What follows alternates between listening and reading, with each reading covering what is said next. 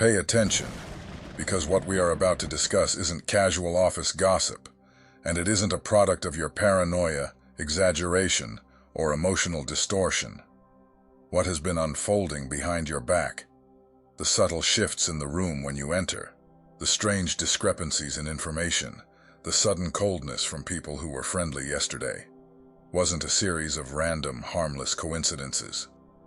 It was patterned behavior, a calculated sequence of quiet conversations meant to reshape the perception of your character, selective truths designed to bend reality, and repeated commentary aimed at weakening your social or professional position without the risk of a direct confrontation. Behavioral psychology recognizes this as indirect hostility, a predatory social tactic that thrives exclusively when the target remains unaware, doubting their own intuition while the foundation of their reputation is systematically dismantled.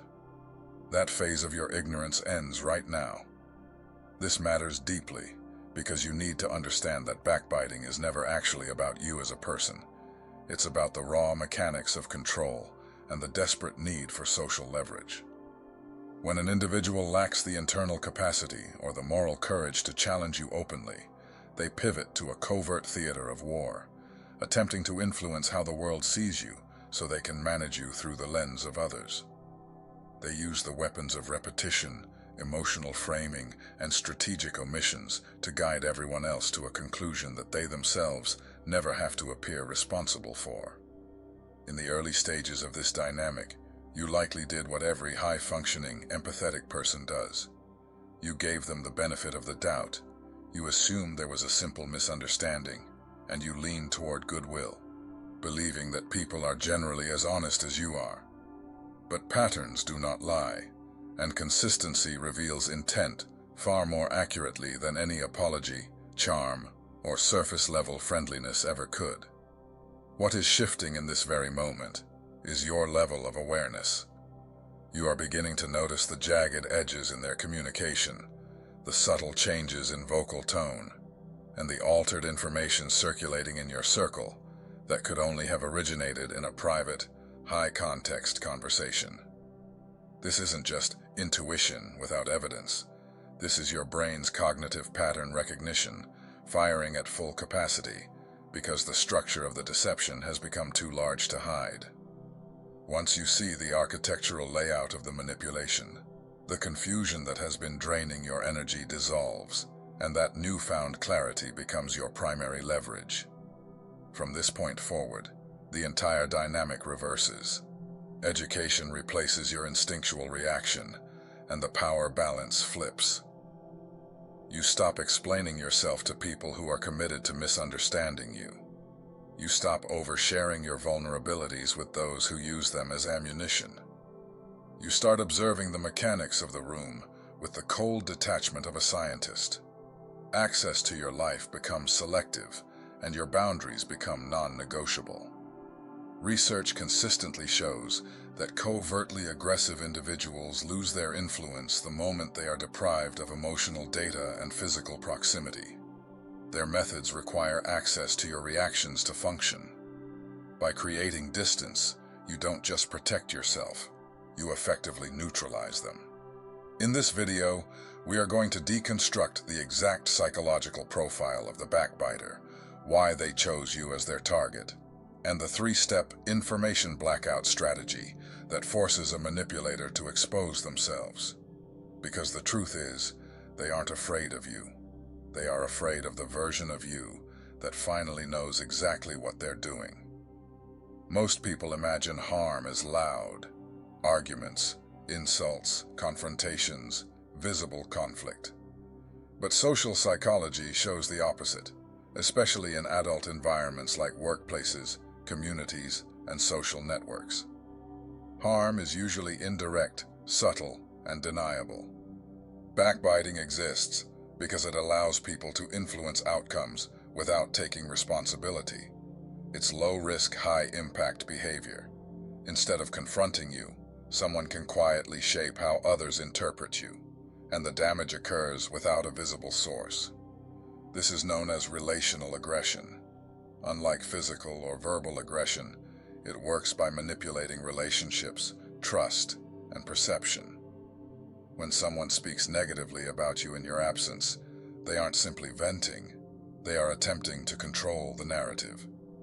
Over time, repeated small distortions can outweigh direct evidence, especially in group environments where people rely heavily on secondhand information. What makes this form of harm especially dangerous is that it targets your reputation rather than your behavior. You may continue acting ethically, competently, and consistently, while the social environment around you quietly shifts. By the time you realize something is off, decisions may already have been influenced. Understanding this isn't about becoming suspicious. It's about recognizing that silence doesn't mean safety, and friendliness doesn't automatically mean goodwill. Backbiting isn't random. In most cases, it's status regulation behavior. Social hierarchy research shows that when individuals feel threatened by someone's competence, independence, confidence, visibility, or emotional stability, they often respond indirectly. Instead of improving themselves or competing openly, they try to lower the perceived value of the other person. This is why backbiting often increases when you grow, not when you struggle. Promotions, recognition, confidence, autonomy, or simply becoming harder to control can trigger it.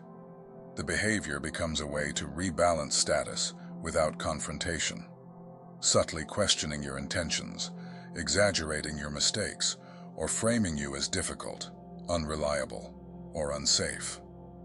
This reframing protects their own standing. Understanding this shifts how you interpret what happened. It stops being personal in the emotional sense and becomes predictable in the behavioral sense. That doesn't excuse the behavior, but it explains it. And when you see backbiting as a status maneuver rather than a character judgment, you're less likely to react impulsively and more likely to respond strategically. Information distortion rarely starts with outright lies. It usually begins with selective truth. A detail gets removed, a tone gets added, a motive gets assumed. "They said this" slowly becomes, "they always say things like this." Over time, these micro-shifts accumulate. Social psychology calls this narrative drift, where repeated retellings slowly move further from the original event. Because humans rely heavily on social proof, listeners often accept these altered versions without verification. They assume that concern, frustration, or emotional delivery must be grounded in reality. The more emotionally charged the story, the more believable it feels. This is how reputations are reshaped quietly, without a single dramatic moment. And once a distorted narrative spreads, correcting it directly becomes extremely difficult. Defending yourself can look reactive or defensive, which sometimes reinforces the story itself. That's why reputation management isn't about constant explanation. It's about consistency, boundaries, controlled access, and long-term behavioral alignment. A common mistake is believing that truth automatically corrects distortion.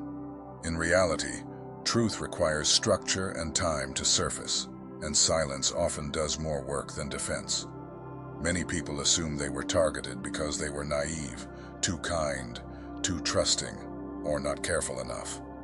While boundaries do matter, research on social threat perception shows something counterintuitive. People are more likely to undermine those they see as capable, not weak. Independence, competence, authenticity, unpredictability, or simply not needing approval can register as threats in insecure environments. Threat perception doesn't require wrongdoing.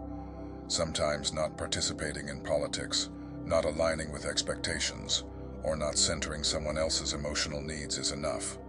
For individuals who rely on validation, control, or hierarchy, your independence destabilizes their internal equilibrium. Backbiting becomes a way to restore psychological balance.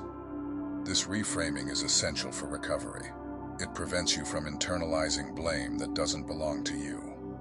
You can still refine boundaries, communication, and discretion without accepting the false narrative that your character caused their behavior. That distinction preserves self-trust, and self-trust is the foundation of intelligent forward movement. Insecurity doesn't always look like low confidence. Often, it hides behind charm, competence, authority, or likability. Psychological research shows that insecure individuals are more likely to engage in indirect aggression because it allows them to avoid exposure. Open conflict risks failure. Indirect harm preserves control without accountability. These individuals are often hypersensitive to comparison and status cues. They monitor how others are perceived and react strongly to anything that threatens their self-image. Instead of addressing their discomfort internally, they externalize it by undermining someone else. Backbiting becomes a coping mechanism, a way to discharge anxiety while maintaining a socially acceptable appearance. Recognizing this pattern isn't about diagnosing others. It's about detaching emotionally. When you understand that the behavior is driven by internal instability, it loses its power to define you. You stop seeking fairness from people who are not operating from fairness in the first place. That realization alone creates a shift toward calm disengagement. Long before you can point to a specific incident, your body often reacts. A change in tone, a shift in energy, a subtle coldness in conversations. These signals register before conscious thought. Neuroscience explains this through pattern recognition. Your brain constantly scans for inconsistencies between words and behavior, even when you're not actively analyzing them. This isn't mystical intuition, it's data processing. When someone's friendliness no longer matches their micro-behaviors, eye contact, emotional congruence, or response timing, your nervous system detects the mismatch. That uneasy feeling isn't imagination. It's your brain flagging uncertainty. Studies show humans are remarkably accurate at detecting social threat before they can articulate it. The real problem isn't sensing it, it's dismissing it. Many people override early warnings to maintain harmony or avoid appearing suspicious. Over time, that self-doubt erodes confidence. Learning to respect these signals without overreacting becomes a skill. It allows you to adjust boundaries early, when the cost is low, instead of later when damage has already accumulated. When something feels wrong, confrontation seems logical. Address it directly. Clear the air. But research on conflict escalation shows that confronting indirect aggression often strengthens the aggressor's position. When someone operates covertly, they are already invested in plausible deniability. Confrontation gives them exactly what they need, an opportunity to reframe you as emotional, paranoid, reactive, or hostile. In many cases, confrontation doesn't stop the behavior. It changes its form. It becomes subtler, more strategic, harder to trace. The person may apologize superficially while continuing through others. This creates confusion and self-doubt, which is often the unspoken objective. This doesn't mean confrontation is always wrong. It means timing, leverage, and context matter. When power is asymmetrical or information is incomplete, restraint is often more effective. Strategic silence combined with behavioral change communicates boundaries without providing material to manipulate. Access is influence. Who can speak to you, about you, and for you, shapes outcomes more than most people realize. When someone repeatedly violates trust, continuing to grant them access isn't generosity, it's exposure. Behavioral science supports this. Proximity amplifies impact, both positive and negative. Removing someone socially, emotionally, or digitally is often framed as extreme, but in reality, it's risk reduction. You're not punishing them. You're removing variables that consistently produce negative outcomes. This is the same logic used in systems design, security, and organizational management. The relief many people feel after removal isn't emotional drama, it's cognitive. With fewer distortions entering your environment, your thinking becomes clearer. decisions require less second-guessing. Energy once spent managing tension becomes available for growth. One of the hardest lessons for conscientious people is this: you don't need to be understood to be justified. Explanation feels fair, but in some situations, it becomes another opening for manipulation. Non-engagement isn't avoidance. It's a refusal to participate in dysfunctional dynamics. Research shows that when explanations are given to people who already disregard boundaries, they're often used as negotiation tools. The boundary becomes a debate instead of a decision. Quiet consistency, limited availability, neutral tone, and minimal response communicate finality without conflict. This protects both dignity and stability. Emotional detachment is often misunderstood as coldness or denial. In reality, it's a regulated response, not the absence of feeling. Psychological research distinguishes between suppression, which increases stress, and detachment, which allows emotion without letting it dictate behavior. The difference lies in awareness and control. When you detach properly, you still feel disappointment, anger, or hurt, but you don't act from those states. This creates space between stimulus and response. Over time, that space becomes protective. You stop replaying conversations. You stop seeking validation from people who don't operate in good faith. You stop anticipating reactions. Your attention returns to the present. This skill develops through repetition, not willpower. Each time you choose not to react, not to explain, not to chase clarity from the wrong people, your nervous system learns a new pattern. Calm becomes familiar. Stability becomes default. That shift is subtle, but it's transformative. Long-term exposure to indirect hostility has measurable physiological effects. Studies on chronic social stress show elevated cortisol, disrupted sleep, reduced cognitive flexibility, and emotional fatigue. Even when nothing overt happens, the anticipation of harm keeps the body in a low-grade threat state. This is why people feel exhausted without knowing why. The brain is constantly scanning tone, replaying conversations, interpreting microsignals.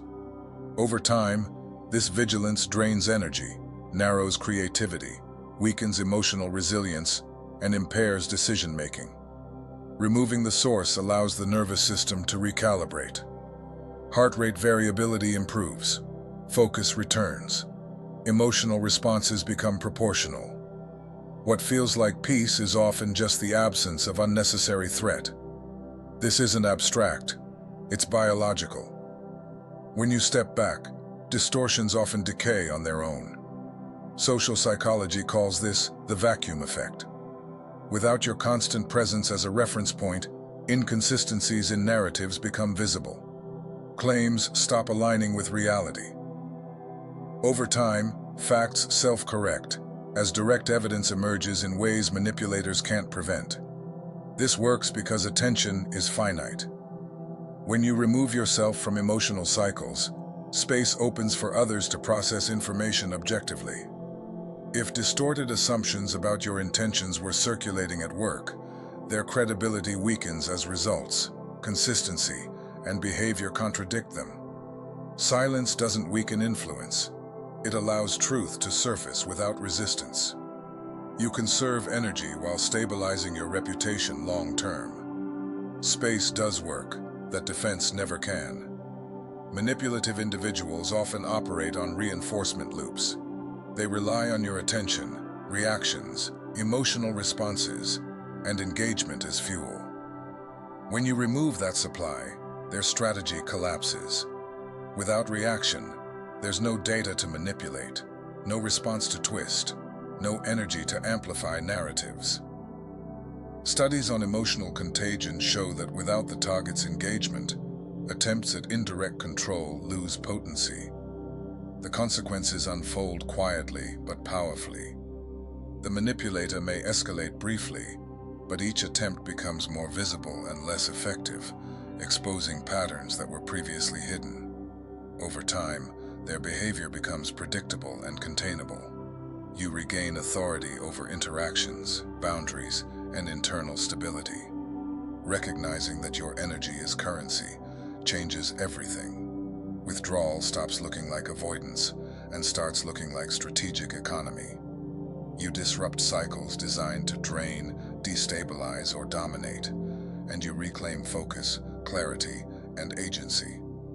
The psychological relief of removing toxic social exposure is mirrored biologically.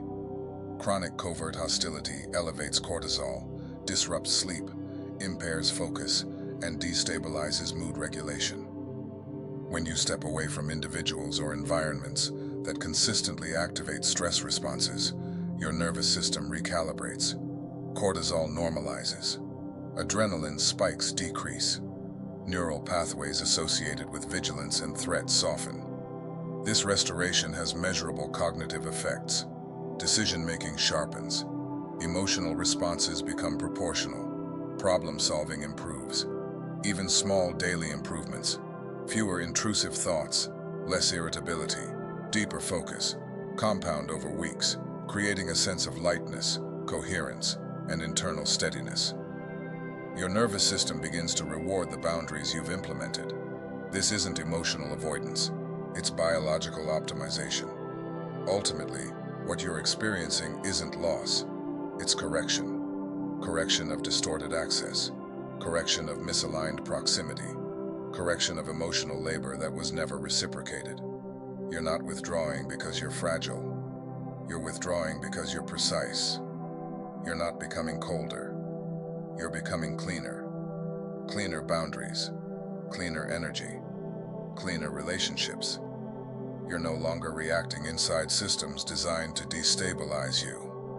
You're restructuring your environment so your nervous system, cognition, and self-trust can operate without distortion. That's not weakness. That's strategic intelligence. And once you understand that, you stop trying to survive dynamics that were never designed to support you, and start building conditions that actually do. If this message clarified something you've been living but couldn't name, don't let it pass silently. Hit like so this reaches the people who need it most. Subscribe if you want more content that sharpens your awareness instead of dulling it. And if you want to directly support the work we're doing here, super thanks helps us keep producing high-quality content like this consistently. Drop a comment with 11 if this resonated. I read everyone.